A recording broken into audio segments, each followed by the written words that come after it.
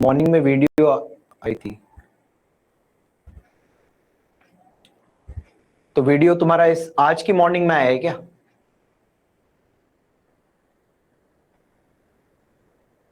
और PDF generally उसी दिन आ जाता है ना, पीडीएफ तो।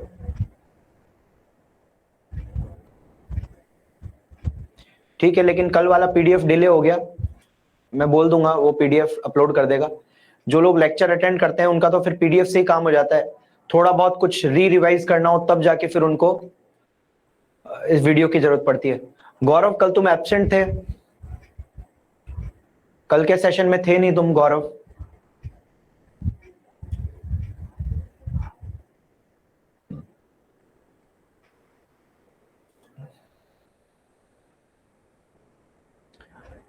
क्या हो गया तेरे को जो तू इतना हॉस्पिटल जा रहा है भाई? ओके, चलो एनीवेज आज का लेक्चर स्टार्ट करते हैं without wasting any more time. Good morning Ashish. चलो, so let's start today's lecture. अब देखो, आज मैं बेसिकली, देखो अभी तक अपना क्या क्या हो चुका है पहले माइंड में वो सेट कर लेते हैं। अपन ने electric force using Coulomb's law सीखा है और इलेक्ट्रिक फील्ड सीखा है, ये दो चीजें सीखी है। इसके ऊपर अपन ने तरह तरह के वेरिएशंस किए हैं। तो एक उसमें भी सबसे जो इंपॉर्टेंट पार्ट है वो है कंटिन्यूस डिस्ट्रीब्यूशन। कंटिन्यूस डिस्ट्रीब्यूशन में अपन ने क्या क्या पढ़ा है? एक तो सीधा तार पड़ा है, उसके कारण एक लंबा तार होता है, उसके कारण किसी पॉइंट पे निकालना। ठीक है, एक रिंग के सेंटर पे रिंग को काट के सेक्टर बनाया, सेक्टर के सेक्शन पे। ठीक है, उसके बाद रिंग की एक्सिस पे और डिस्क की एक्सिस पे सीख लिया है। एक फाइनाइट लंबाई का तार, एक इनफाइनाइट तार, एक सेमी इनफाइनाइट वायर। ठीक है, इन सब के कारण हमने इलेक्ट्रिक फील्ड और इलेक्ट्रिक फोर्स दोनों चीजें लिखनी सीखी है। तो इनके जितने भी मैंने फॉर्मूलेज जगह जगह पे बताए हैं वो आपके पास एक जगह पूरे पेन डाउन होने चाहिए। आपको उन फॉर्मूलेज को बहुत अच्छे से याद करना है, ठीक है, अलोंग विद देयर कंडीशंस। क्योंकि इलेक्ट्रोस्टैट्स थोड़ा सा लर्निंग का टॉपिक है, इसमें आपको फॉर्मूलेज बहुत अच्छे से याद होने चाहिए। ठीक है, तब जाके आपका काम यहां पे बैठ सकता है। उन फॉर्मूलेज को जहां रिक्वायरमेंट हो वहां आप अप्लाई करो। आज के लेक्चर में हम क्या करने वाले हैं? आज के लेक्चर में मैं स्टार्ट तो करूंगा इलेक्ट्रिक फील्ड लाइंस से। इलेक्ट्रिक फील्ड लाइंस को मैं डिटेल में नहीं समझाऊंगा, सिर्फ इलेक्ट्रिक फील्ड किस तरह से हम लोग रिप्रेजेंट करते हैं और उसका हम लोग क्वेश्चन में क्या यूज करने वाले हैं उसके ऊपर मैं थोड़ी बहुत चर्चा करूंगा आपके साथ। ठीक है, एक तो उसके ऊपर चर्चा करेंगे, उसके बाद अलग अलग चार्जेस जब रखे रहेंगे तो उनके कारण इलेक्ट्रिक फील्ड का हम प्लॉट बनाना सीखेंगे कि उनके कारण इलेक्ट्रिक फील्ड स्पेस में कैसे वेरी करेगा। उसका ग्राफ जो होता है उसके ऊपर कई बार जेई मेंस में क्वेश्चन आ जाते हैं, तो वो एक वैरायटी है जो हमें देखनी है। और अगर हम ये सब टाइमली फिनिश कर लेते हैं और हमारे पास टाइम बचता है तो आज से हम स्टार्ट करेंगे हमारी चर्चा इलेक्ट्रोस्टैटिक पोटेंशियल एनर्जी पर। देखो, एनर्जी आपकी जैसे काइनेटिक एनर्जी है, सॉरी ग्रेविटेशनल एनर्जी है, वो भी एक प्रकार की पोटेंशियल एनर्जी है। उसी प्रकार से इलेक्ट्रोस्टैटिक पोटेंशियल एनर्जी भी होती है। मैं जब आपको शुरुआत के लेक्चर्स पढ़ा रहा था तब मैंने कई जगह पे रेफरेंस यूज किया था कि यदि मुझे यहां पर इलेक्ट्रोस्टैटिक पोटेंशियल एनर्जी पता होती तो मैं एनर्जी कंजर्वेशन लगा देता, लेकिन वहां पर इलेक्ट्रोस्टैटिक पोटेंशियल एनर्जी हमें पता नहीं थी तो वहां मैं एनर्जी कंजर्वेशन लगा नहीं पाया। ठीक है, तो वो पता होता तो उसको अप्लाई हम कर पाते। ठीक है, तो उसके लिए हम एंड में इलेक्ट्रोस्टैटिक पोटेंशियल एनर्जी, अगर अपने पास टाइम परमिट करता है तो हम वो चीज आज समझेंगे। ठीक है, आज की शुरुआत हम वैसे तो सिंपल इलेक्ट्रिक फील्ड से करते हैं। देखो, ये जो रिप्रेजेंटेशन आपको दिखाई दे रहा है ये कांस्टेंट इलेक्ट्रिक फील्ड का रिप्रेजेंटेशन है। There are lines and lines are such that कि यहां पर इन लाइंस के बीच की जो दूरी है वो एकदम सेम है। जैसे कि ये अगर दूरी d है तो ये दूरी भी d है और ये दूरी भी d है। ठीक है, तो ऐसी इक्वली स्पेस्ड लाइंस जो होती हैं वो किसको रिप्रेजेंट करती हैं? कांस्टेंट इलेक्ट्रिक फील्ड को। ठीक है, अगर ये दूरी यहां पर कम होती, यहां d होती, यहां d होती, तो फिर ये जो इलेक्ट्रिक फील्ड है ये इस डायरेक्शन में वेरी करता। ठीक है, जब तक सबके बीच में दूरियां एकदम समान बनी रहेगी सो electric field will be constant. So basically equally spaced lines denotes constant electric field, तो इक्वली स्पेस लाइंस होगी तो वो किसको डिनोट करेंगी? कांस्टेंट इलेक्ट्रिक फील्ड को। ठीक है, हाँ, जब इनके बीच की दूरी चेंज होगी तो इलेक्ट्रिक फील्ड भी चेंज होगा। अगर मैं अगर ऐसी ऐसी लाइंस बन रही हैं,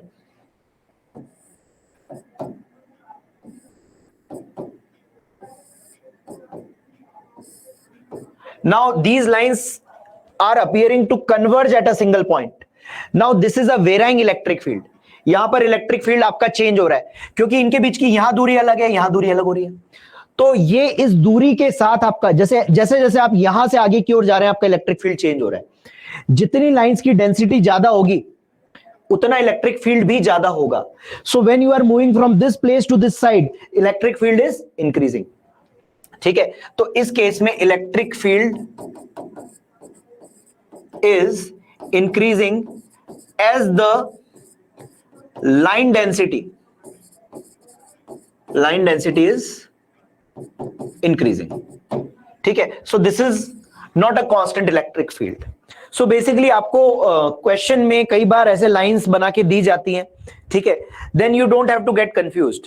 अगर पैरेलली इक्वली स्पेस्ड लाइंस हैं so electric field is constant. ठीक है, सेकंड पॉइंट, आखिरकार इस इलेक्ट्रिक फील्ड को हमने क्रिएट कैसे किया?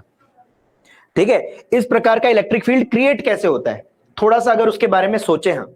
सो आप लोग जानते हो कि एक जो पॉजिटिव चार्ज होता है उससे इलेक्ट्रिक फील्ड बाहर की ओर होता है और नेगेटिव चार्ज में इलेक्ट्रिक फील्ड अंदर की ओर होता है। ये बात मैं ऑलरेडी समझा चुका था। पॉजिटिव चार्ज जो होगा वो +1 कूलम को धक्का मारेगा और नेगेटिव चार्ज 1 कूलम को अट्रैक्ट करेगा। So in order to obtain this electric field हम कौन सा सेटअप यूज करते हैं वो मैं आपको बता देता हूं। हम क्या करते हैं, एक प्लेट ले लेते हैं और उस प्लेट को पॉजिटिवली चार्ज कर देते हैं। कंडक्टिंग प्लेट ले लेते हैं या नॉन कंडक्टिंग ले लो, कैसी भी ले लो, प्लेट ले लिया, उसको पॉजिटिवली चार्ज कर दिया और एक दूसरी पैरेलल प्लेट लेते हैं, उसको नेगेटिवली चार्ज कर देते हैं। एकदम सिमेट्रिकल डिस्ट्रीब्यूशन होता है। अब इन दोनों प्लेट्स के बीच में निश्चित तौर पे इस पॉजिटिव से फील्ड निकलेगा, नेगेटिव में जाएगा, तो यहां जो फील्ड क्रिएट होता है that field is basically this constant electric field. So in order to create this constant electric field, we should always assume that there are two parallel plates, one having positive and one having negative charge. तो उनके बीच का जो ये जुगाड़ है, यहां पर ये बीच में एक constant electric field create हो जाता है। So this is the way how we create electric field. ठीक है, क्या इतनी बात सबको क्लियर है? कुछ पूछना है तो बता दो। फाइन, नाउ अब effect of the electric field. Electric field का एक चार्ज पार्टिकल पे क्या इफेक्ट पड़ता है? इलेक्ट्रिक फील्ड का एक चार्ज पार्टिकल पे इफेक्ट पड़ता है in the terms of force. Very simple, right, because we know F is equals to QE. Here Q is with sign we have to place Q. Positive charge को electric field में रखोगे, उस पे जो force लगेगा वो electric field की direction में लगेगा। नेगेटिव चार्ज को इलेक्ट्रिक फील्ड में रखोगे, जो फोर्स लगेगा वो नेगेटिव डायरेक्शन में लगेगा, राइट। सो बेसिकली एक चार्ज पे इलेक्ट्रिक फील्ड के कारण क्या लगता है? फोर्स लगता है। अब ये जो फोर्स होता है, this force is responsible for motion, as simple as that, because force will give you acceleration and acceleration will give you velocity, and velocity is basically causing your motion. So what kind of motions are possible? So यहां पे देख, बात जो हो रही है तेरी, आज शुरू से जो चर्चा हुई है वो चर्चा चालू है कांस्टेंट इलेक्ट्रिक फील्ड की। तो अगर इलेक्ट्रिक फील्ड कांस्टेंट है और चार्ज कांस्टेंट है तो फोर्स भी कांस्टेंट लगेगा, दैट इज फॉर श्योर। अब कांस्टेंट फोर्स यदि लगता है किसी भी बॉडी पे, तो वो कौन से प्रकार के मोशन उस बॉडी में लेकर आ सकता है, that is the basic question. और इस क्वेश्चन का आंसर हमने किया था काइनेमेटिक्स के अंदर, ठीक है। See, when electric field is constant, electric field and charge both are constant, अगर दोनों कांस्टेंट हैं तो इससे हम निष्कर्ष निकालेंगे लगने वाला force is also constant.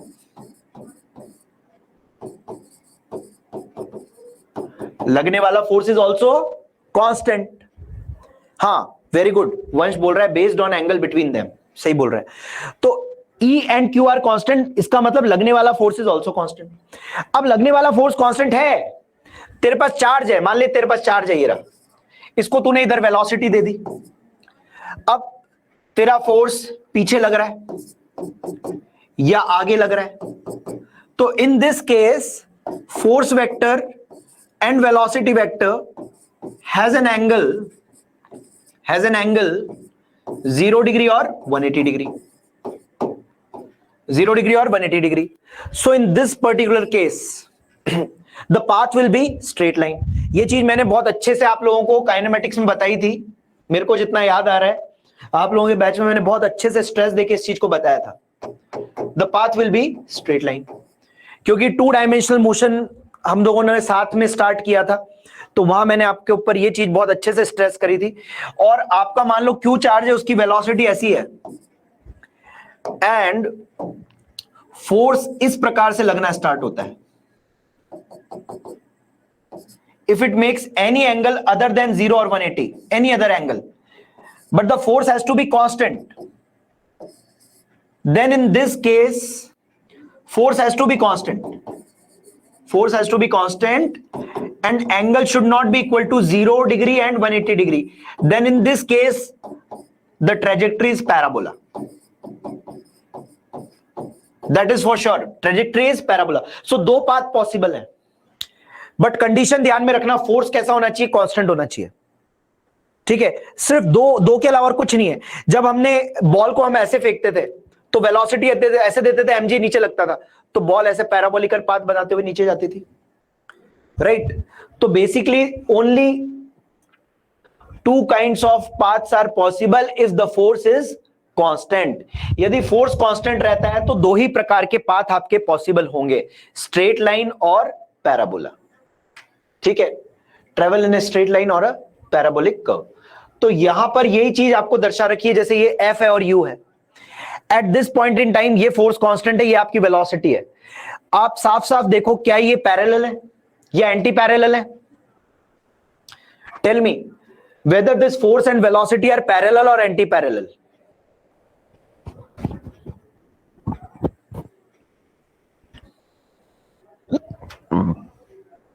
Right, they are neither parallel nor anti parallel, क्योंकि मैं कोएफिशिएंट कंपेयर करूंगा तो ये आ रहा है 1/2 और ये आ रहा है 4/3। अब 1/2 4/3 के बराबर नहीं है। सो बेसिकली यहां पर ये बात श्योर है कि angle between them is not 0 degree और 180 डिग्री। इन दोनों के बीच का एंगल ना 0 डिग्री है ना 180, कुछ और है। क्लियर बात है? तो अगर इन दोनों के बीच का एंगल कुछ और है तो for sure the path will be a parabola, because force is constant, ठीक है। यहां तक ये वही रिवीजन था, बस इसमें इलेक्ट्रिक फील्ड का इतना सा यूज है कि you have to get the value of force using this formula, that is the only use, right. So आज का जो डिस्कशन है वो मैंने स्टार्ट कहां से किया है? कांस्टेंट इलेक्ट्रिक फील्ड से। कांस्टेंट इलेक्ट्रिक फील्ड को रिप्रेजेंट कैसे करते हैं? कांस्टेंट इलेक्ट्रिक फील्ड में एक चार्ज का जो पाथ होगा वो किस प्रकार का हो सकता है, this is what my discussion is all about, ठीक है। अब देखो यहां पर एक चार्ज ब्लॉक है, इस ब्लॉक को आपने इलेक्ट्रिक फील्ड में रख दिया, तो डेफिनेटली जब इलेक्ट्रिक फील्ड नहीं था तब इसकी मेन पोजीशन नेचुरल लेंथ पे थी, ये आपकी नेचुरल लेंथ है। ये आपकी मेन पोजीशन कब होती? जब आपका कोई इलेक्ट्रिक फील्ड नहीं होता। लेकिन जब आपने इलेक्ट्रिक फील्ड लगाया तो इस पे कांस्टेंट फोर्स लगने लगा, जिसके कारण इस स्प्रिंग में एक्सटेंशन आ जाएगा। तो यहां आकर थोड़ी दूर आकर इस पे फोर्स लग रहा है QE, और पीछे की ओर फोर्स लग रहा है KX0। ये यहां से x0 दूरी पे चला गया, K इसका स्प्रिंग कांस्टेंट है। यहां पे आप देखोगे कि आपका QE बराबर KX0 है। ये आपकी नई मीन पोजीशन होगी, this is the new mean position. तो बेसिकली जिन लोगों ने SHM को थोड़ा अच्छे से देखा है उनको मैं ये बताना चाहूंगा कि ये जो इलेक्ट्रिक फील्ड है ये लग के आपकी मीन पोजीशन को शिफ्ट कर दे रहा है, बट मीन पोजीशन की शिफ्टिंग का टाइम पीरियड पे कोई असर नहीं पड़ता। शायद आप लोगों ने देखा हुआ हो SHM, तो ठीक है, तो एसएचएम देखा है ना, तो उसमें बहुत अच्छे से समझाया है। मीन पोजीशन यहां से उठ के यहां चली गई, बट स्टिल जो टाइम पीरियड रहेगा वो ये रहेगा 2 pi root m by k, because time period is not affected by shifting of mean position. Time period पे मीन पोजीशन को शिफ्ट करने का कोई प्रभाव नहीं पड़ता है। बच्चों बात समझ में आ रही है क्या आपको? ठीक है, जस्ट अच्छा, अब ये जो चीज है ये कांस्टेंट इलेक्ट्रिक फील्ड है, यहां पे अगर कुछ और नहीं दिखा रखा, सो यहां से हम क्या सीख रहे हैं, basically this is the indication of constant electric field. Fine, so there are different conditions where you directly use constant electric field, and that is responsible for a constant force. Now that constant force can shift your mean position, that constant force can induce a motion by inducing acceleration in the particle. ठीक है, तो उस force के अलग अलग role हो सकते हैं। अब ये जो ग्राफ है, इस ग्राफ में y एक्सिस के अलोंग इलेक्ट्रिक फील्ड प्लॉट है और यहां पे x पे डिफरेंट पोजीशंस है। So here I am marking different positions. Let's say this is x1, this is x2, this is x3, this is x4. So the point is electric field x axis के along very कर रहा है। ठीक है, ये आपकी x axis है। Electric field यहां जीरो है, यहां जीरो है, यहां जीरो है, यहां जीरो है।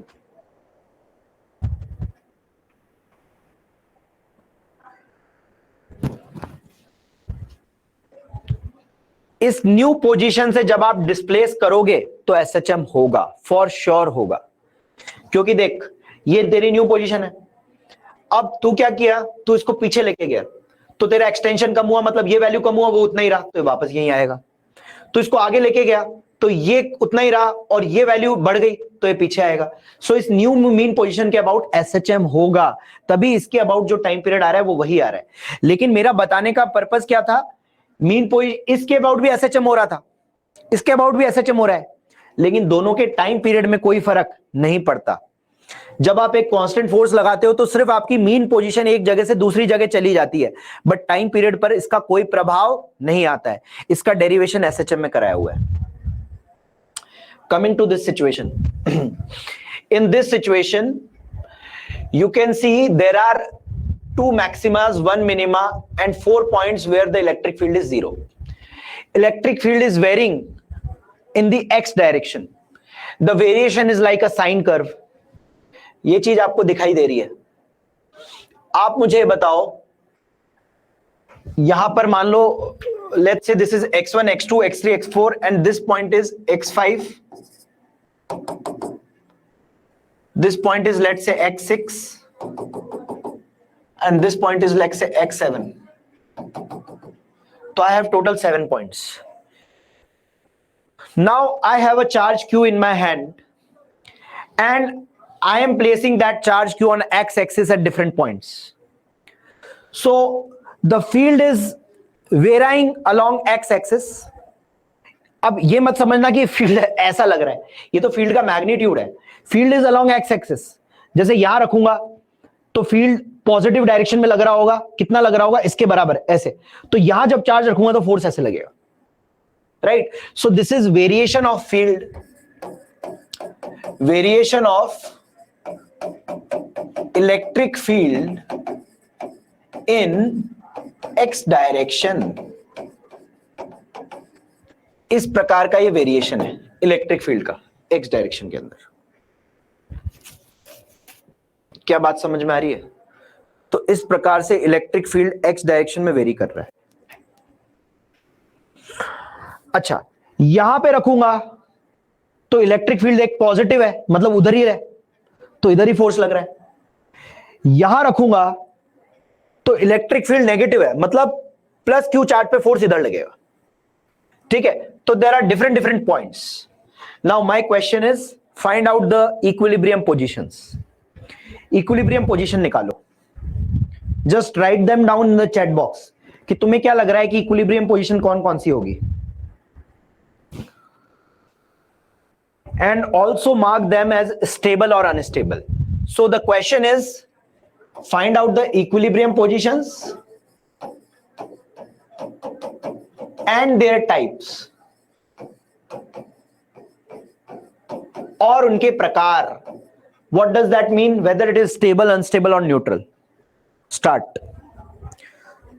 3-4 मिनट का टाइम दे रहा हूं, आराम से सॉल्व करो, सोचो, दिमाग लगाओ.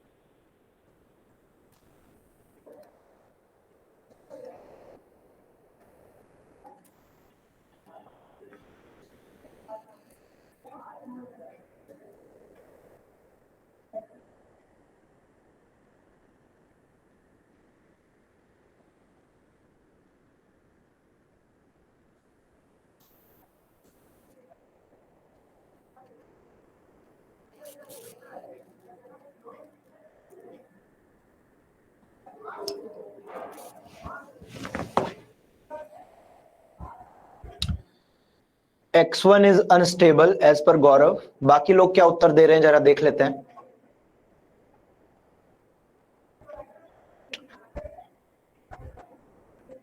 एनालिसिस करो, आराम से निकाल सकते हो तुम. थोड़ा सा सोचना पड़ेगा तुमको.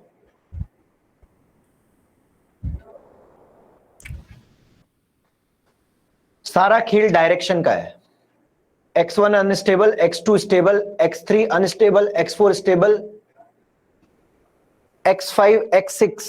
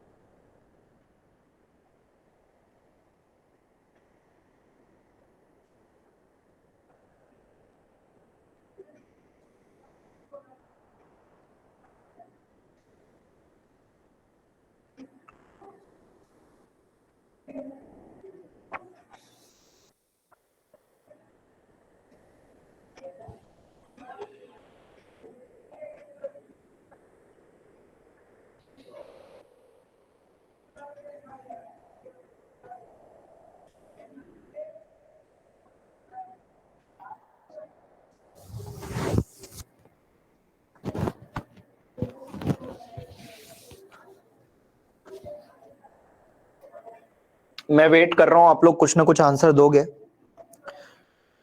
उसके बाद मैं समझाता हूं आपको कैसे निकालना है क्या है.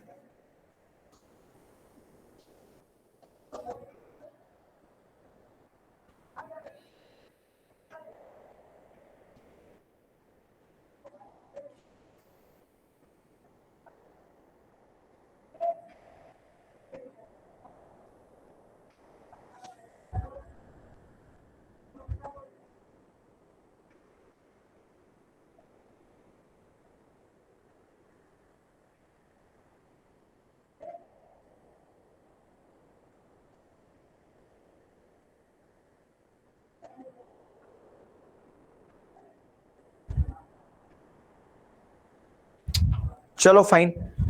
So first of all, what is the equilibrium position where net force is zero, right? So basically ये वाला तेरा equilibrium हो ही नहीं सकता. ये equilibrium नहीं है, ये नहीं है और ये नहीं है. बट हाँ ये equilibrium है, ये भी है, ये भी है और ये भी है. बिकॉज यहां इलेक्ट्रिक फील्ड जीरो है तो यहां पे नेट फोर्स भी जीरो होगा, यहां पे भी जीरो होगा, यहां पे भी जीरो होगा, यहां पे भी जीरो होगा. तो सबसे पहले तो वी नीड टू क्लासिफाई कि कौन कौन सी इक्विलिब्रियम पोजीशन है. तो पहली बात तो इक्विलिब्रियम पोजीशन है कौन कौन सी. x1 है, x2 है, x3 है और x4 है. x1, x2, x3 and x4. ये चार पोजीशन आपकी इक्विलिब्रियम पोजीशंस है. Number 1 point. ओके, वंश बोल रहा है x2 and x4 are stable, x1 and x3 unstable. Fine, चलो लेट अस वेरीफाई. बहुत बढ़िया, किसी ने एनालिसिस किया, अच्छी बात है. आओ भाई, x1 पे आ गए, यहां पे चार्ज रख लिया. अब इस चार्ज को हम इधर लेके गए. सो जब हम पॉजिटिव चार्ज को इधर लेके गए, हमारे पास फील्ड है, वो फील्ड भी पॉजिटिव है, मतलब फोर्स इधर लग रहा है. और जब हम पॉजिटिव चार्ज को इधर लेके गए, फील्ड इज नेगेटिव, तो फोर्स इधर लग रहा है. सो जब हमने यहां से डिस्प्लेसमेंट किया ओवर हियर, फोर्स इधर आया. यहां से इधर डिस्प्लेसमेंट किया, फोर्स इधर आया. So basically this is unstable, unstable equilibrium.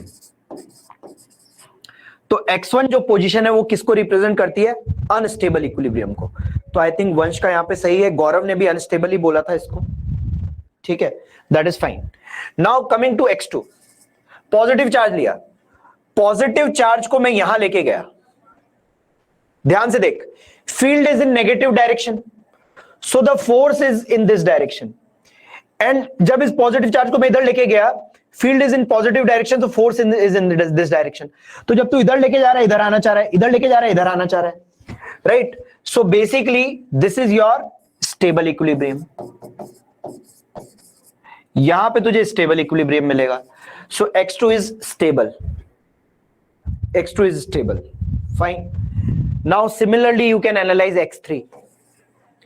x3 पे जब तू इधर लेके गया, फोर्स इज पॉजिटिव, तो इधर फोर्स लग रहा है.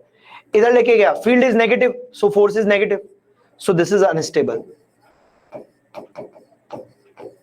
And similarly when charge is over here, यहां लेके गया, force is negative in this side, जब इधर लेके गया, फोर्स इधर है, so this is stable. So you have x2 and x4,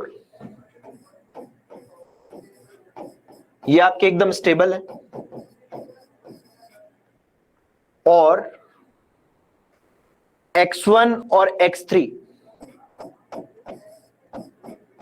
ये अनस्टेबल है. ये आपकी इक्विलिब्रियम पोजीशन होगी. सब लोगों को समझ गया? सर बीच में नेट गया था. ओके, कोई बात नहीं. चलो अभी का एक्सप्लेनेशन क्लियर, समझ में आ गया प्रांजल? x6 क्यों नहीं है बेटा? देख, x6 पे ये पॉइंट जरूर जीरो है, लेकिन इलेक्ट्रिक फील्ड की वैल्यू नेगेटिव है.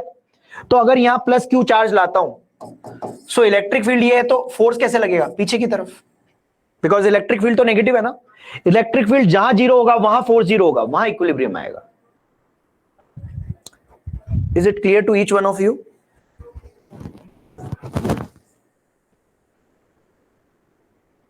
ठीक है, चलो अब देखो, ये ग्राफ प्लॉटिंग है इलेक्ट्रिक फील्ड का. ये मैं तुम्हें समझाता हूं. देखो, यहां एक पॉजिटिव चार्ज है, यहां एक पॉजिटिव चार्ज है. अब इसको अपन थोड़ा अच्छे से समझते हैं, ग्राफ कैसे प्लॉट होगा इसका. ठीक है, डिफरेंट, क्योंकि ये क्या है, ऑब्जेक्टिव टाइप में आ जाता है कई बार. सो what I have is, मेरे पास एक एक्सिस है, मेरे पास एक ऐसी एक्सिस है, और इस एक्सिस पर दो पॉजिटिव चार्ज रखे हुए हैं, एक यहां और एक यहां. दोनों के बीच की कुछ एक दूरी है. अब हमसे बोला गया है हर जगह पर जो भी इलेक्ट्रिक फील्ड, अब इसमें से एक डायरेक्शन हम पॉजिटिव ले लेंगे, एक नेगेटिव ले लेंगे, है ना, और हमें इलेक्ट्रिक फील्ड प्लॉट करना है अलोंग एक्स एक्सिस। ये आपकी एक्स एक्सिस है पूरी, इस पूरी एक्सिस पे आपका जो भी वेरिएशन होगा उसके अकॉर्डिंग आपको इलेक्ट्रिक फील्ड प्लॉट करना है। तो बेसिकली ये जो ग्राफ बन के आया ना, ऐसे आपके पास 4 ऑप्शंस होंगे वहां पे, and you have to select one of them, right. So ये ग्राफ कैसे हम प्रेडिक्ट करेंगे, we will discuss on this, fine. Now सबसे पहले तो what we have to do, what is our purpose, to plot electric field variation along x axis. ये आपकी x axis है, इसके अलोंग इलेक्ट्रिक फील्ड का वेरिएशन हमको प्लॉट करना है, एज सिंपल एज दैट। बहुत बढ़िया, ठीक है। अब आप जो सब जानते हो electric field is a vector, I am just making these two imaginary lines, vertical lines. Electric field is a vector, it has a direction, एक डायरेक्शन पॉजिटिव होगी तो दूसरी नेगेटिव होगी। सो सबसे पहले एक डायरेक्शन को मान लो, let us consider this direction as positive. तो अगर इलेक्ट्रिक फील्ड इस डायरेक्शन में आएगा तो उसको एक्सिस के ऊपर बनाएंगे, है ना, क्योंकि देखो इस सवाल में भी तुमने एक्सिस के ऊपर जो फील्ड माना दैट इज पॉजिटिव, मतलब ये डायरेक्शन में माना, जो नेगेटिव है that means it is this direction, fine. So similarly हम क्या कर रहे हैं, पॉजिटिव डायरेक्शन ये मान लिया, फील्ड को इस डायरेक्शन में जो आएगा उसको ऊपर बनाएंगे, और इस डायरेक्शन में नेगेटिव मान लिया। Now will try to plot the field. चलो तो स्टार्ट करते हैं इस साइड से। इस चार्ज के जस्ट पास आएंगे तो electric field will be very large, क्योंकि एक पॉइंट चार्ज क्यू के कारण फील्ड क्या होता है, k q upon r square, right. Now if r is very small the field will be very large. तो इसके जस्ट इधर बैठे तो फील्ड बहुत लार्ज होगा और इससे बाहर की ओर होगा, इससे भी बाहर की ओर होगा। Are you getting my point? तो जस्ट यहां पे आए तो इसके कारण तो फील्ड इनफाइनाइट होगा और इसके कारण कुछ वैल्यू होगी, लेकिन इंफिनिटी में किसी वैल्यू को जोड़ोगे तो इंफिनिटी आएगा, और दैट विल बी पॉजिटिव और नेगेटिव इंफिनिटी, पॉजिटिव इंफिनिटी, क्योंकि इसके कारण फील्ड उधर है, इसके कारण भी उधर है, and that direction positive. So basically इस पॉइंट पे जस्ट हमारा इनफाइनाइट फील्ड है। And as we go ahead, जैसे जैसे हम आगे बढ़ेंगे इसके कारण फील्ड कम होगा और उसके कारण भी फील्ड कम होगा, लेकिन डायरेक्शन यही बनी रहेगी, तो रहेगा तो पॉजिटिव ही ना, रहेगा तो पॉजिटिव। और इसके कारण इंफिनिटी पे फील्ड जीरो हो जाएगा, उसके कारण भी लगभग जीरो हो जाएगा। सो बेसिकली जस्ट इस पॉइंट के बाद फील्ड इंफिनिटी है और जैसे जैसे हम आगे जा रहे हैं कम हो रहा है। So we can predict the curve will be something of this sort. इस प्रकार का इलेक्ट्रिक फील्ड आपको यहां पे देखने को मिलेगा। क्या ये समझ में आया? दोनों लॉजिक बताए तेरे को, इसके जस्ट पास प्लस इंफिनिटी होगा और इंफिनिटी पे जीरो होगा and will go on decreasing, but the direction of field is like this which is positive, so I am keeping this above the x axis. क्या बोल चमक रहा है क्या?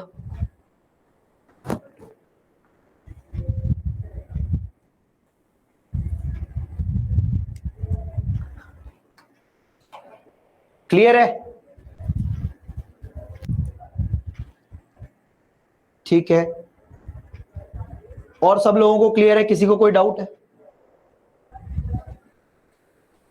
ठीक है, तो इलेक्ट्रिक फील्ड कुछ ऐसा रहेगा। अब भाई क्या क्लियर नहीं है वो बता दो, जो चीज क्लियर नहीं है वो बताओ। यमन क्या क्लियर नहीं है? Okay fine. सो बेसिकली इस प्रकार का इलेक्ट्रिक फील्ड रहेगा।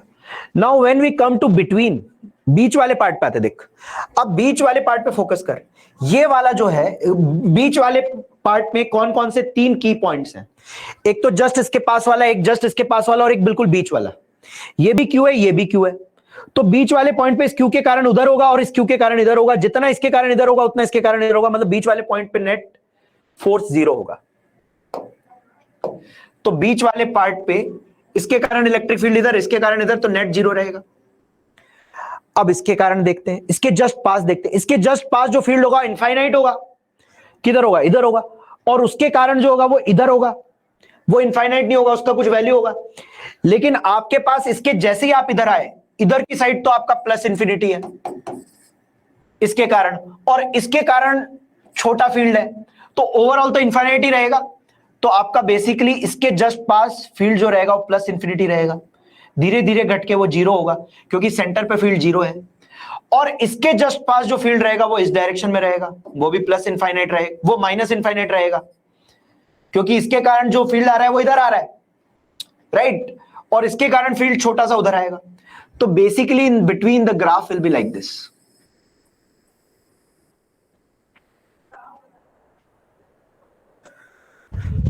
इसके कारण प्लस इंफिनिटी, इसके कारण छोटा पीछे, तो ओवरऑल प्लस इंफिनिटी, इसके कारण माइनस इंफिनिटी, इसके कारण छोटा आगे, overall minus infinity, and in between the field is zero. Tell me,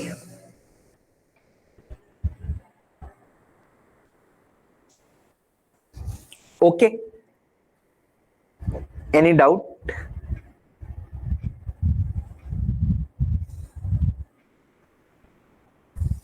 any doubt बच्चों?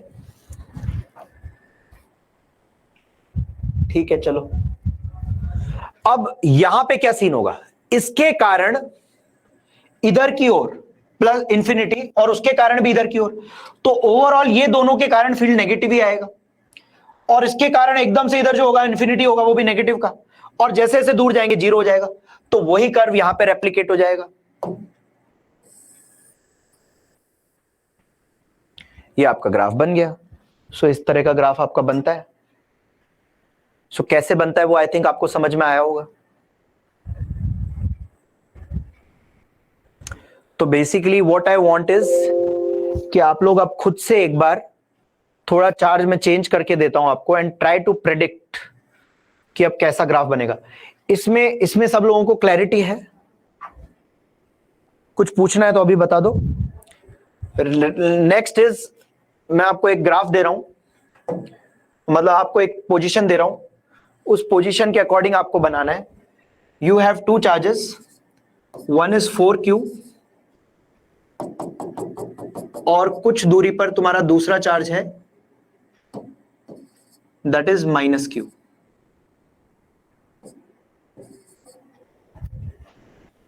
ठीक है, so likewise there are two charges,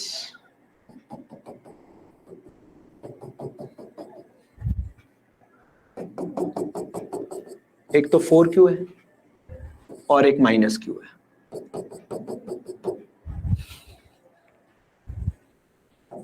अब इनके आजू बाजू 3 सेक्शन है, 1, 2 और 3। पूरे तरीके से तेरे को फील्ड प्लॉट करना है। ये तेरी डायरेक्शन पॉजिटिव है। स्टार्ट कर, रफ कॉपी पेन ले, बना, फिर चेक करते हैं अपन क्या आएगा।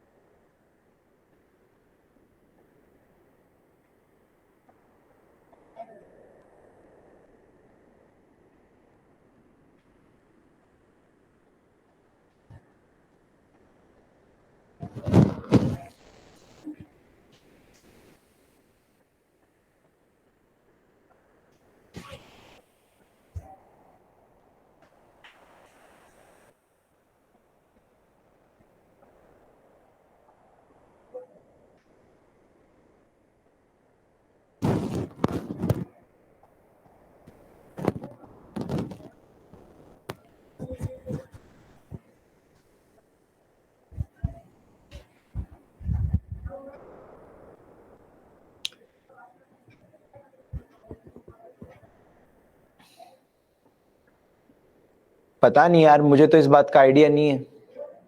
तुम तो अभी ये सवाल सॉल्व करो ना। वैसे मेरे को तो ये सुनने में आ रहा है 15 तारीख से शायद ऑफलाइन खुल रहा है, ऐसा सुनने में आ रहा है मेरे को।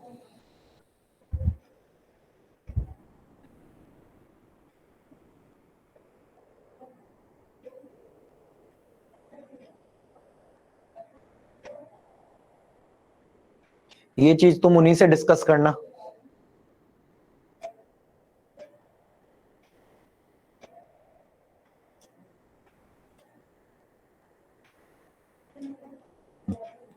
डन, प्रांजल ने कर लिया है,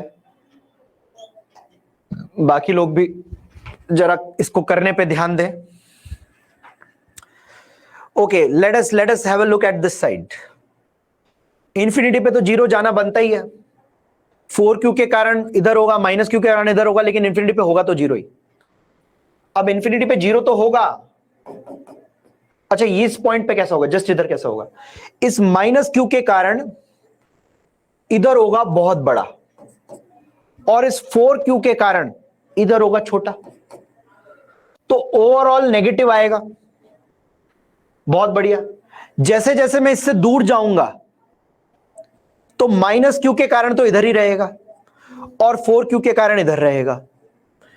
अब क्योंकि मैं -q के ज्यादा पास हूं तो ओवरऑल फील्ड मेरा नेगेटिव रहेगा। क्या ऐसी संभावना है कि वो कभी पॉजिटिव हो जाए? जैसे जैसे दूर जाऊंगा फाइनली फील्ड कितना हो जाएगा, जीरो। क्या ऐसी संभावना, जैसे यहां पे फील्ड नेगेटिव आ रहा है इसके पास, राइट, इस डायरेक्शन में आ रहा है, क्या ऐसी संभावना है कि कहीं पे फील्ड जीरो हो जाए? इस -q के कारण तो इधर होगा और 4q के कारण इधर होगा। अब 4q के कारण लगातार कम होगा फील्ड और इस -q के कारण भी कम होगा। ठीक है, 4q से आप जितना दूर जाते जाओगे उतना आपका कम होता जाएगा, -q के कारण भी कम होता जाएगा, राइट। सो बेसिकली कहीं ऐसी संभावना आ नहीं रही है, तो यहां जो जुगाड़ बनेगा क्या वो ऐसा बन सकता है? इन दोनों के बीच में इतनी सफिशिएंट दूरी है, क्या ऐसा जुगाड़ बन सकता है यहां पर? अब यहां पे बीच में कहीं ना कहीं फील्ड जीरो होगा। क्या 4q के कारण इधर होगा, -q के कारण इधर होगा? ध्यान से देखो, 4q के कारण तो इस इधर होगा और -q के कारण भी इधर होगा, तो इस बीच में कहीं ऐसी पॉसिबिलिटी नहीं आ रही कि फील्ड तुम्हारा जीरो हो जाए। 4q के जस्ट पास बहुत बड़ा फील्ड होगा, -q के जस्ट बाद भी बहुत बड़ा फील्ड होगा, वो भी इधर होगा। ठीक है, हां, जैसे ही हम इधर से बीच में जाएंगे फील्ड थोड़ा सा कम होगा, लेकिन -q के पास भी बहुत बड़ा फील्ड होगा और उसकी डायरेक्शन भी पॉजिटिव ही होगी। मतलब ओवरऑल इस खोपचे में जितना भी फील्ड रहेगा वो अबाउट द एक्स एक्सिस रहेगा, right. So it could be, I am not saying it's ऐसा पैराबोला होगा, ठीक है, ये कुछ ऐसा पैराबोला हो सकता है जो एसिमेट्रिक होगा, जो कि इंफिनिटी पे तो पॉजिटिव है, उस इंफिनिटी पे भी पॉजिटिव है, लेकिन बीच में कहीं इसका एक मिनिमम वैल्यू आ रहा है, बट ये जीरो को टच नहीं करेगा। ठीक है, अब इस साइड देखते हैं, तो क्या हमारा ग्राफ बिल्कुल ऐसा ही जा रहा है धीरे धीरे? ये देखो, यहां पे ये जो जुगाड़ है, ये जुगाड़ तुमने प्रेडिक्ट करने में क्या गड़बड़ की है, इसको जरा देखना पड़ेगा। ये जुगाड़ अपना मैच नहीं हो रहा, ये जुगाड़ अपना मैच हो रहा है, हालांकि इसमें सिमेट्रिकल बना रखा है, सिमेट्रिकल नहीं होगा। अब इस जगह क्या होगा, पहले इस जगह देख लेते हैं। ये अपना बिल्कुल सही है, यहां गड़बड़ है, उसको प्रेडिक्ट करना है अपने को, क्योंकि ज्यादातर बच्चे यही गलती करते हैं। और यहां पे प्रांजल लिख भी रहा है यहां पे जीरो नहीं होगा, ठीक है, तो इस गलती को आपको थोड़ा सा देखना पड़ेगा कि यहां आपकी क्या गलती हुई है। अब इसको देख लेते हैं। 4q के जस्ट पास फील्ड किधर होगा, इधर नेगेटिव में, -q के कारण फील्ड किधर होगा, उधर की ओर, लेकिन 4q के कारण फील्ड बहुत बड़ा होगा, -q के कारण फील्ड छोटा होगा, तो ओवरऑल ये नेगेटिव होगा। अब 4q से हम जैसे जैसे दूर जाएंगे तो 4q के कंपैरिजन में जो ये वाला पार्ट है ये कम डिक्रीज होगा, क्योंकि 4q के पास है ये एरिया, और -q वाला ज्यादा डिक्रीज होगा, तो ओवरऑल फील्ड आपका नेगेटिव बना रहेगा। यहां आप श्योर शॉर्ट बोल सकते हो कि ऐसे ही ग्राफ आएगा, ठीक है, क्योंकि overall field will B negative, zero पे जाते जाते जीरो हो जाएगा, तो ये सही है और ये सही है। अब गलती यहां क्या हो रही है, यहां वाली गलती पकड़ना बहुत जरूरी है।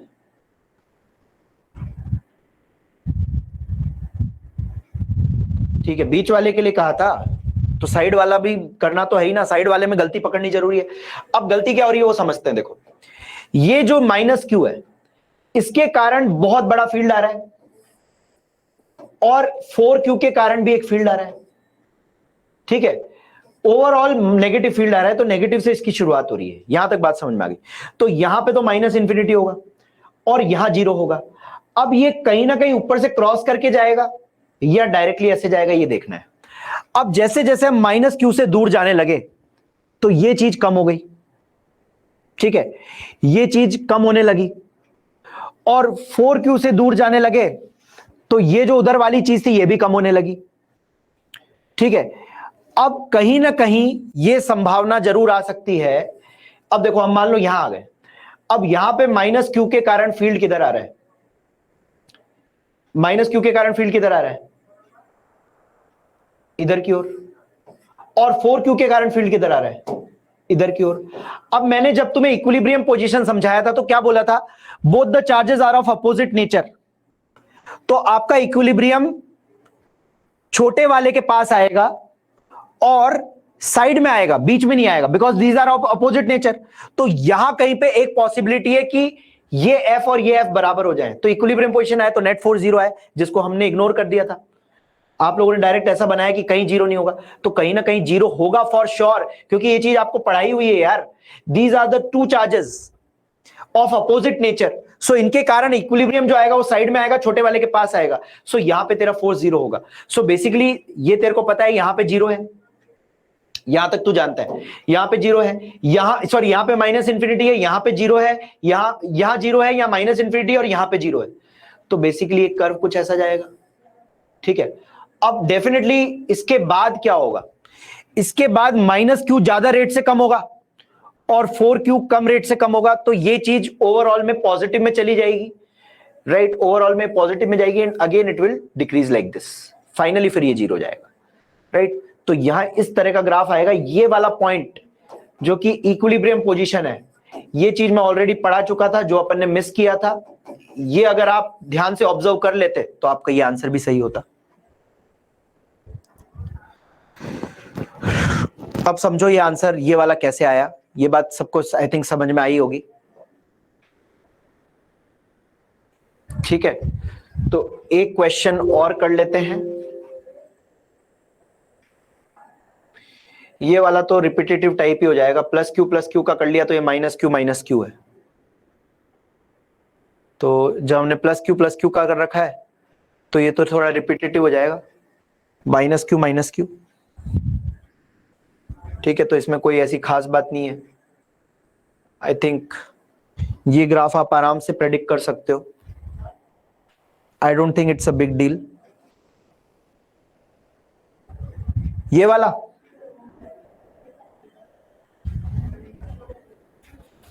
कौन सा पार्ट, येलो वाला या दो व्हाइट वाले पार्ट, कौन सा समझना है?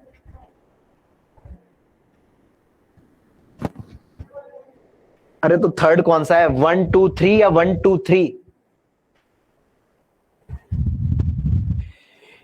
देख, जब तू यहां पे है तो इस माइनस क्यू के कारण बड़ा फील्ड इधर होगा, 4Q के कारण छोटा इधर होगा, तो माइनस इंफिनिटी फिक्स हो गया।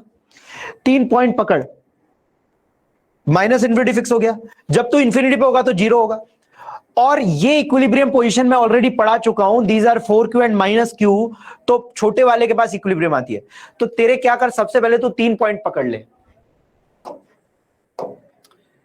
एक तो ये पकड़ ले कि इसके जस्ट पास माइनस इंफिनिटी होगा, एक ये पकड़ ले यहां जीरो होगा, और एक ये पकड़ ले कि उधर भी जीरो होगा, बिल्कुल इंफिनिटी पे भी जीरो होगा।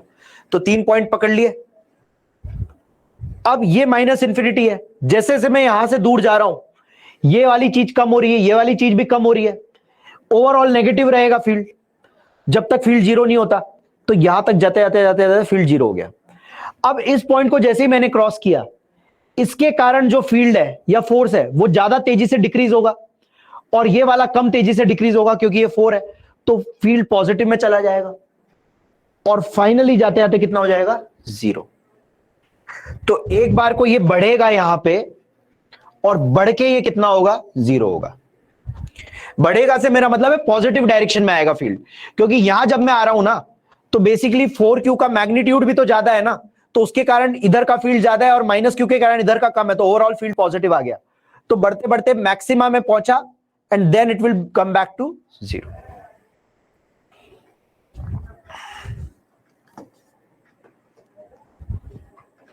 ये पूरा जुगाड़ है।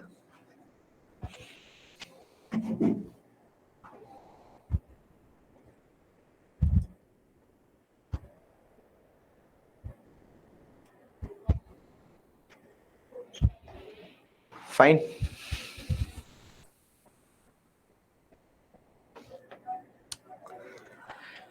अब नेक्स्ट जो चर्चा मुझे करनी है, वो चर्चा मुझे करनी है इलेक्ट्रोस्टैटिक पोटेंशियल एनर्जी की। उसके लिए मैं वर्क पावर एनर्जी का पूरा एक छोटा सा रिवीजन कराऊंगा 10-15 मिनट का। ठीक है, आई थिंक आप ये वाला ग्राफ तो इजीली प्रेडिक्ट कर पाओगे। इसको देख लो एक बार।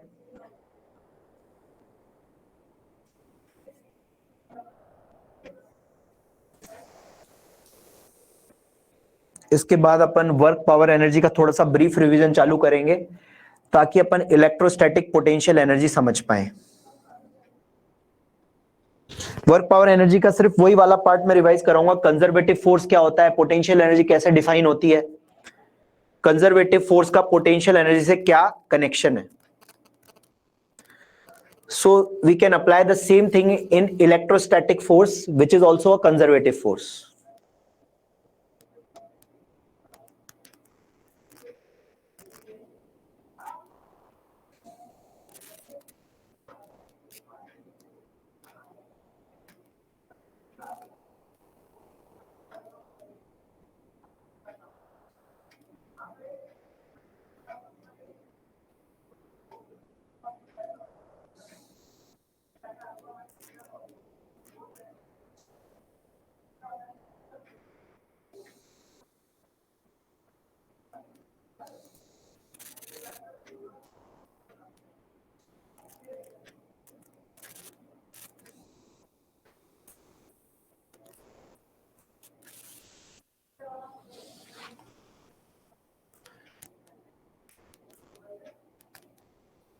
इन दोनों -Q की जगह, तो ये तो ऑलरेडी बना चुके हैं ना +Q वाला। ये देखो डायरेक्शन डिफरेंट है, डायरेक्शन डिफरेंट है, +Q है तो, और -Q में तुम्हारा डायरेक्शन ये है। वही जो चीज नीचे होती है वो ऊपर है, वहां पे +Q ऑलरेडी बना चुके हैं, डायरेक्शन का फर्क पड़ेगा, एक्सिस के ऊपर और एक्सिस के नीचे।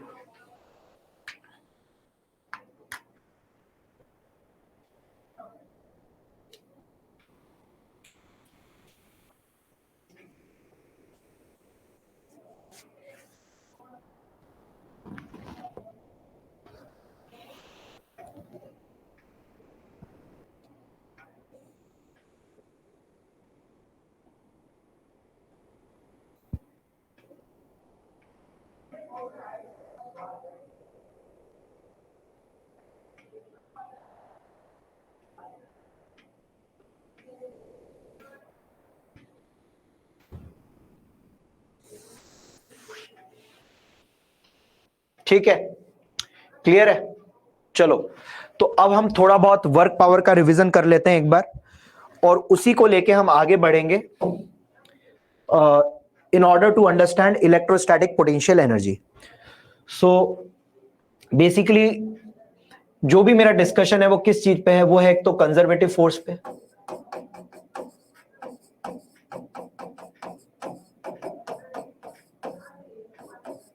और दूसरा मेरा डिस्कशन है पोटेंशियल एनर्जी का definition due to conservative force.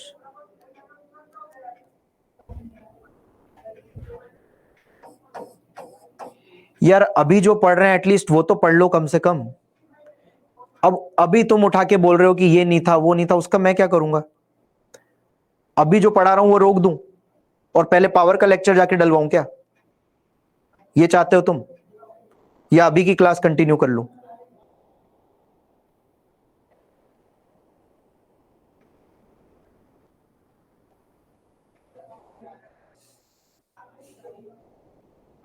Conservative force और potential energy due to this force.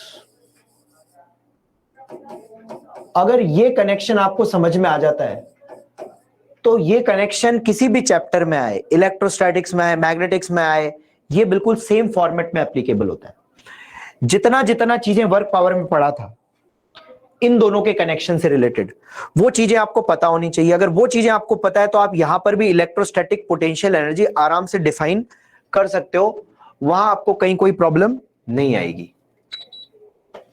ठीक है, तो आखिरकार ये कनेक्शन क्या है पहले ये समझते हैं। सबसे पहली बात तो कंजर्वेटिव फोर्स कौन सा फोर्स होता है, हालांकि इसका रिवीजन हम कर चुके हैं। पहली बात, कंजर्वेटिव फोर्स एक सेंट्रल फोर्स होता है। यहां पर आपका ग्रेविटी का फोर्स भी हो गया कंजर्वेटिव, और ये इलेक्ट्रोस्टैटिक फोर्स जो हमने पढ़ा है ये भी एक कंजर्वेटिव फोर्स है। ठीक है, so conservative force is a central force. ये एक ऐसा फोर्स होता है जिसके कारण क्लोज पाथ पे वर्क डन 0 आता है, या फिर मैं बोलूं इसका work done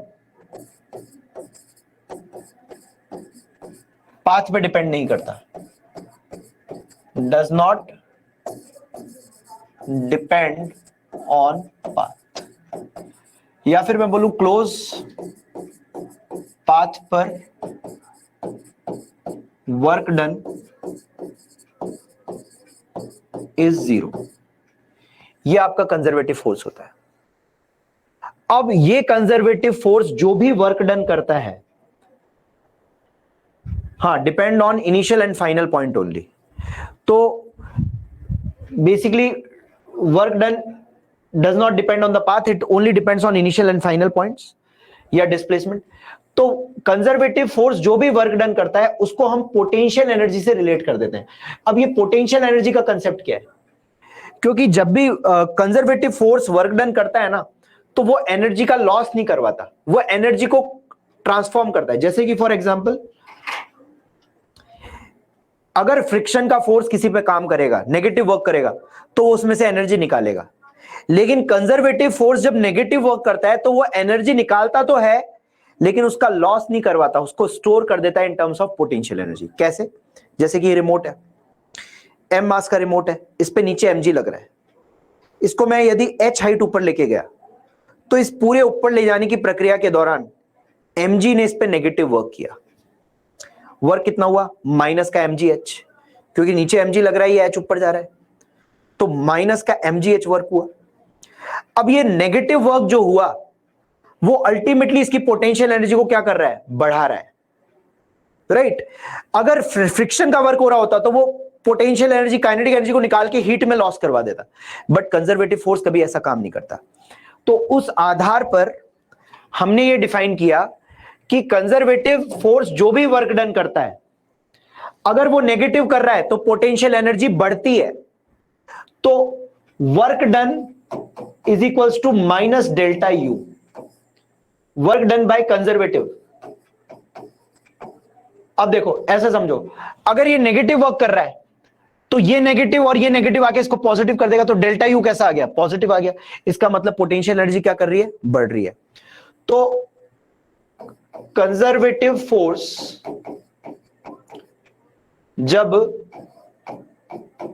negative work done करेगा तो आपकी पोटेंशियल एनर्जी डेल्टा यू आपका बढ़ेगा। कंजर्वेटिव फोर्स जब पॉजिटिव वर्क करेगा तो डेल्टा यू आपका नेगेटिव आएगा, यानी कि वो डिक्रीज होगा। बहुत सिंपल जुगाड़ है ये, ठीक है? तो आप यहां पे इस चीज को देख सकते हो कि यहां पे जो वर्क डन है उसको हमने minus times you final minus you initial करके हम इसको एक्सप्रेस करते हैं। अब इसके द्वारा किया गया जो वर्क डन होता है वो एफ डॉट डी एस होता है, ठीक है? तो work done by conservative force is equal to minus d U भी लिख देते हैं कई लोग, राइट? ये भी एक चीज यूज हो जाती है, क्योंकि ये है वर्क डन डी डब्ल्यू और ये है चेंज इन पोटेंशियल एनर्जी। तो इसके आधार पर आप क्या है, कुछ फॉर्मूले निकालते हो, जैसे कि यदि आपको पोटेंशियल एनर्जी पता है तो आपको कंजर्वेटिव फोर्स लिखना है, तो आपका एक फॉर्मूला निकल के आता है माइनस का del U by del x i cap, minus का del U by del y j cap, minus का del U by del z k cap. ये कंजर्वेटिव फोर्स और पोटेंशियल एनर्जी के बीच का फॉर्मूला है। अगर आपको पोटेंशियल एनर्जी पता है, आपको कंजर्वेटिव फोर्स निकालना है। यहां पे जो ये डेल है, ये पार्शियल डिफरेंशिएशन को दर्शाता है। आई होप कि आपने इसको थोड़ा बहुत वर्क पावर में पढ़ा होगा या थोड़ा बहुत आपको याद भी होगा। ये पार्शियल डिफरेंशिएशन को दर्शाता है, ठीक है। तो यदि मैं कहूं कि मान लो आपकी u का वैल्यू कुछ ऐसा है, एक्स स्क्वायर वाई जेड, मतलब ये एक्स वाई और जेड पे डिपेंड कर रहा है। अब आपको फोर्स निकालना है, तो फोर्स के तीन पार्ट हैं, एक तो फोर्स एक्स, फोर्स वाई और फोर्स जेड, तीन कंपोनेंट हैं, इनसे मिला के फोर्स बनेगा। एक्स कंपोनेंट क्या है? माइनस का del U by del x. अब del U by del x का मतलब क्या है? आपको इसका डिफरेंशिएशन करना है, ये मानते हुए डिफरेंशिएट करना है कि उसमें सिर्फ x वेरिएबल है, बाकी सब कांस्टेंट है। तो yz को कांस्टेंट मान लिया, yz बाहर आ गया। एक्स स्क्वायर का क्या होगा? 2x, right. तो answer will come out to be minus का yz एज इट इज रहेगा और x का डिफरेंशिएशन रहेगा 2x। ऐसे ये जब fy करें, बच्चे इसमें माइनस साइन भूल जाते हैं, माइनस साइन याद रखना है। ये del U by del y होगा। Del U by del y करोगे तो आपको x माइनस साइन तो एज इट इज रखना है, एक्स स्क्वायर जेड को ऐसे ही रखना है और y का डिफरेंशिएशन आपका 1 हो जाएगा। ऐसे आप del U by del z करोगे, माइनस को एज इट इज रखो। अब del U by del z करोगे तो एक्स स्क्वायर वाई आपका ऐसे ही हो गया और z का डिफरेंशिएशन आपका 1 हो गया, राइट। तो यहां जो आपका कंजर्वेटिव फोर्स वेक्टर निकल के आ रहा है वो हो जाएगा माइनस का 2xyz आई कैप माइनस का x square Z J cap और माइनस का एक्स स्क्वायर वाई के कैप। ये आपका कंजर्वेटिव फोर्स निकलकर आएगा, ठीक है। तो ये वर्क पावर का छोटा मोटा आपका रिवीजन था, जो कि आपको हेल्प करता है कि आप कंजर्वेटिव फोर्स और पोटेंशियल एनर्जी में कनेक्शन निकाल पाओ। अब यहां जो हमारा कंजर्वेटिव फोर्स है वो कौन सा फोर्स है? वो है electrostatic force. So basically this force K Q1 Q2 upon R square, this is electrostatic conservative force. इसके कारण जो वर्क डन होगा किसी भी पाथ पे, वो in terms of potential energy store हो जाएगा। नेगेटिव वर्क करेगा ना जब ये, तो पोटेंशियल एनर्जी बढ़ेगी, पॉजिटिव करेगा तो पोटेंशियल एनर्जी घटेगी। अब इसके कारण जो पोटेंशियल एनर्जी आती है, उस पोटेंशियल एनर्जी को आप क्या कहते हो? Electrostatic potential energy. ऐसी ग्रेविटी के कारण जो पोटेंशियल एनर्जी आती है, ये भी एक कंजर्वेटिव फोर्स है ग्रेविटेशन का।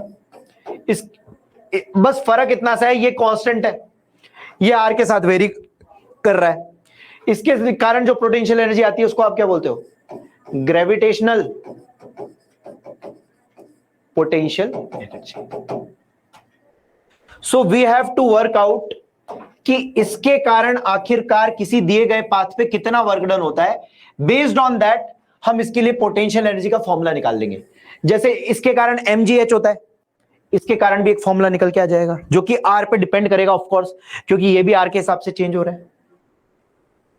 This is what we have to do, ठीक है।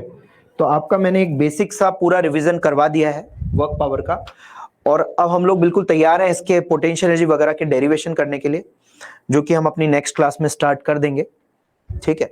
तो आज का लेक्चर मैं यहीं एंड कर रहा हूं। नेक्स्ट क्लास में हम पोटेंशियल एनर्जी का डेरिवेशन करेंगे और उसके एप्लीकेशन करके उसके सारे क्वेश्चंस को निपटाना स्टार्ट करेंगे, ठीक है। पीडीएफ के लिए मुझे बोलना है, मैं पीडीएफ के लिए बोल दूंगा, तो आपका कल वाला जो पीडीएफ पेंडिंग था वो अपलोड हो जाएगा। ओके, थैंक यू बच्चों।